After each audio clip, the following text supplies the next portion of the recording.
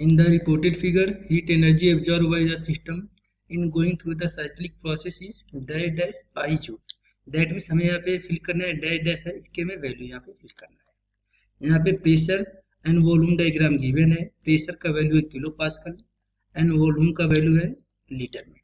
ये pressure volume diagram है।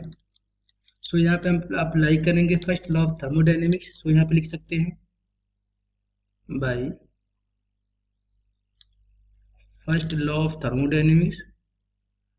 First law of thermodynamics mean TD लिख सकते हैं delta Q equal to delta U plus delta W. Delta Q बराबर delta U plus delta W and we know that for cyclic process delta U equal to zero. यहाँ लिख सकते हैं we know that for a cyclic process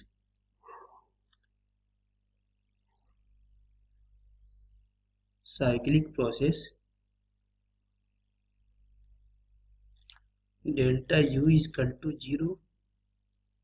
So equation 1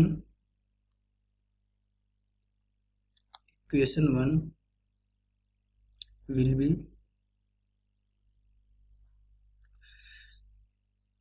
delta q is equal to delta w. That means heat absorbed is equal to work done. And यहाँ पे हमें calculate करना है work done for the cyclic process and work done for the cyclic process is equal to area enclosed by the curve. So यहाँ पे इसका area होगा, यही एरिया वर्क डन के इक्वल होगा। वर्क डन का वैल्यू होगा area enclosed by the system and area का वैल्यू होगा हीट सप्लाई या हीट एब्जॉर्ब। तो यहाँ पे लिख सकते हैं delta Q equal to area of cyclic process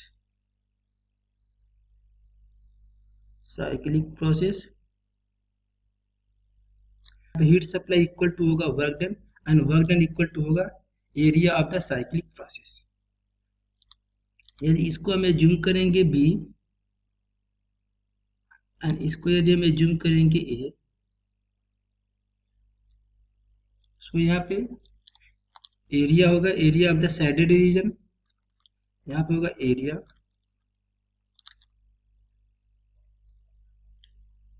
of shaded figure will be, यहाँ पे बनना है सर्कल और सर्कल का एरिया होता है पाई आर स्क्वायर या पाई डी स्क्वायर बाई 4।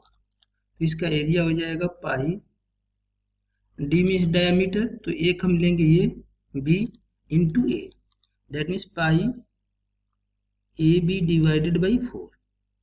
ये हो गया एरिया ऑफ सर्कल का formula pi D square by 4।